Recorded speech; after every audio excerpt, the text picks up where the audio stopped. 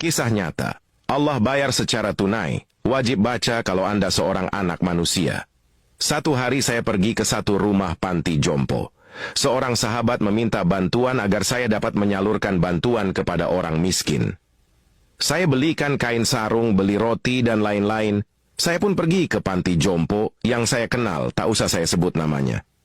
Saat sampai kendaraan kami di perkarangan panti jompo tersebut, tiba-tiba ada seorang ibu tua berlari dari asrama panti, mendekati saya. Ye, anak aku datang, senangnya anak aku datang. Saya tak mengenal beliau siapa. Ibu itu memeluk saya, dia cium saya. Orang tua itu berkata, "Nak, kenapa tinggalkan ibu di sini, nak? Ibu mau pulang. Ibu rindu rumah kita." Saya waktu itu hampir tak bisa berkata-kata. Ya Allah, saya coba mengucapkan kata, "Bu." Saya pegang tangannya, saya lihat mukanya. Dia bilang, "Sampai hati nak, kau tak mengaku aku ni ibu kau." Bisa saya bayangkan bagaimana perasaan beliau begitu rindu pada anaknya. Saya coba berpura-pura, seolah-olah saya anaknya. Saya berkata, "Bu, maafkan saya ya." Saya pegang tangannya, saya ajak duduk atas kursi, saya ambil roti dan saya suapkan ke mulutnya. Tak terasa menetes air mata di pipi. Mencoba bayangkan hati seorang ibu yang rindu kepada anaknya bila kita anaknya mengambilkan sepotong roti kita suapkan ke mulutnya. Bagaimana perasaan beliau? Bagaimana perasaan kita? Saya coba usap air matanya yang meleleh di pipi. Dia pegang tangan saya. Subhanallah. Saya bisa merasakan bagaimana perasaan beliau yang begitu rindu kepada anaknya. Saat saya hendak pulang, dia pegang kaki saya sambil berkata, "Nak, jangan tinggalkan ibu, nak. Ibu mau balik, ibu mau pulang." Akhirnya saya minta izin dengan pihak pengawas panti di situ. Melihat data beliau, ternyata anaknya ada 5 orang. Yang paling besar bergelar Tan Sri. Orangnya memang kaya, punya nama besar dan hebat orangnya. Waktu saya izin pulang, dia pegang baju saya, dia bilang mau ikut saya pulang. Saya bilang, "Di mobil ada banyak barang." "Tak apa," kata ibu itu, "saya duduk sama barang-barang itu." Akhirnya saya izin ke pengelola panti untuk membawa ibu itu selama 5 hari saja. Pulang ke rumah saya, sholat subuh saya jadi imam, dia makmum di belakang. Saya baca doa, saya tengok air mata beliau jatuh. Selesai doa, saya salami beliau, saya cium tangannya, saya bilang, "Bu, maafkan saya ya." Waktu itu, saya tak membayangkan kalau ibu saya sudah meninggal, tapi saya bayangkan ibu ini adalah ibu saya, sebab dia rindu pada anak-anaknya. Di hari ketiga di rumah saya, waktu sholat Isya, selesai doa saya salami beliau, dia lapisi tangannya dengan kain mukenannya, dia salam. Saya bilang, "Bu, kenapa ibu lapisi tangan ibu? 2 hari lalu ibu salam, ibu tak lapisi tangan ibu dengan saya. Kenapa hari ini ibu lapisi tangan?" Dia bilang, "Ustaz, kau bukan anak saya kan?" Subhanallah. Tiba-tiba dia sebut nama saya Ustaz. Saya bilang, "Kenapa ibu panggil saya Ustaz? Saya anak ibu." Dia berkata, "Bukan. Kalau anak saya dia tak akan seperti ini.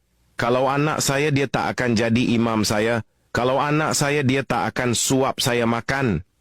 Bayangkan sahabat-sahabat, bagaimana perasaan ibu ini. Spontan saya pegang dia, saya peluk dia, saya menangis. Saya bilang, "Bu, walaupun bukan ibu saya, tapi saya sayang ibu seperti ibu saya." Saya pegang tangan ibu ini. Walaupun bukan ibu saya, tapi saya tahu hatinya sangat rindu dekat dengan anaknya. Waktu itu saya pandang wajahnya, saya bilang, "Bu, walaupun ibu saya telah tiada, tapi ibu boleh ganti menjadi ibu saya. Ibu duduklah di sini." Saat makan, saya suapkan nasi ke mulutnya. Dia muntahkan balik makan dari mulutnya. Saya tanya, "Kenapa, Bu?" Tiba-tiba saya lihat wajahnya pucat. Saya angkat dia, panggil ambulan antar ke rumah sakit. Waktu di rumah sakit, saya ambil kepalanya dan saya rebahkan ibu ini.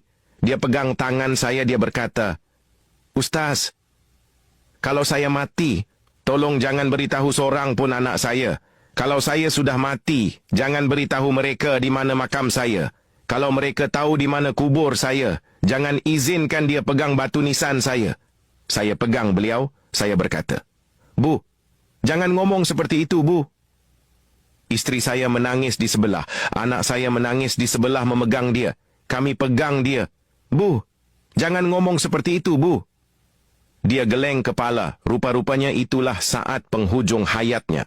Akhirnya dia pun meninggal di atas pangkuan saya di rumah sakit itu. Dia meninggal dalam pelukan saya doakan Ibu Hajjah Khalijah ini ruhnya mudah-mudahan bersama salafus soleh. Sahabat, bila kita masih ada ibu, tolonglah taat pada ibu kita.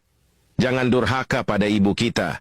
Jangan tinggalkan dia di panti jompo. Saat ibu kita sakit, kita jaga dia. Pijat-pijat kepala dan kaki ibu kita.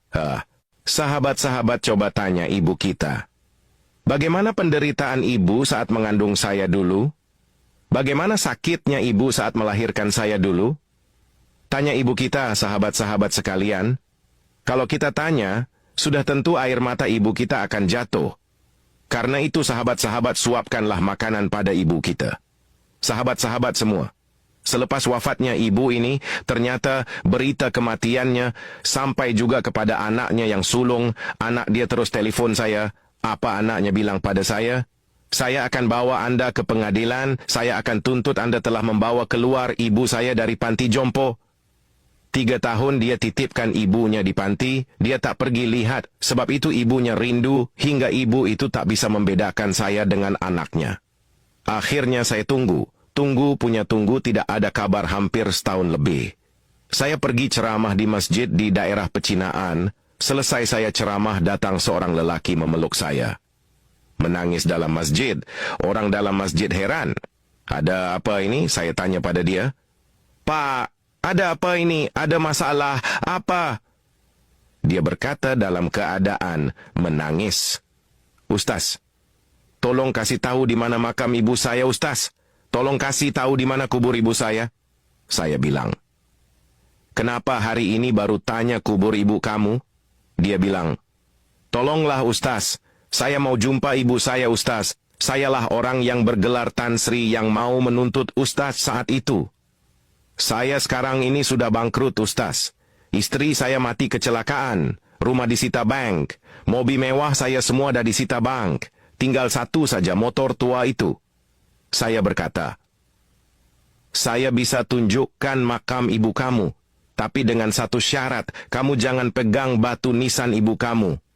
Sampai di pemakaman, tak sempat saya turun dari mobil, dia turun duluan. Saya lihat di depan mata saya sendiri, dia jatuh tersungkur, tangannya menjadi hitam. Mulutnya tertarik sebelah yang tadi awalnya tangan dan mulutnya baik-baik saja, sambil memanggil-manggil, Ibu, Ibu, Ibu. Tiba-tiba saya angkat dia tak jauh dari makam ibunya, belum sampai ke kubur ibunya. Dia dah hembuskan nafas terakhir di samping makam ibunya.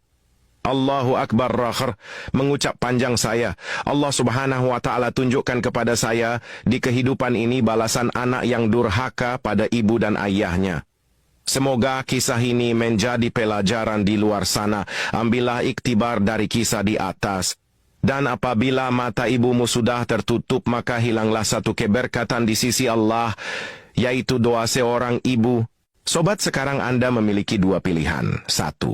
Membiarkan sedikit pengetahuan ini cuma hanya Anda ditonton di sini. Atau 2. Membagikan pengetahuan ini ke semua teman YouTube-mu, ke semua teman kontakmu, insyaallah bermanfaat dan akan menjadi pahala bagimu. Amin. Silahkan di-share. Ya, semoga yang share dan subscribe channel Cerita Productions ini ditambahkan rezekinya oleh Allah Subhanahu wa Ta'ala dan diangkat penyakitnya. Amin. Dipanjangkan umurnya.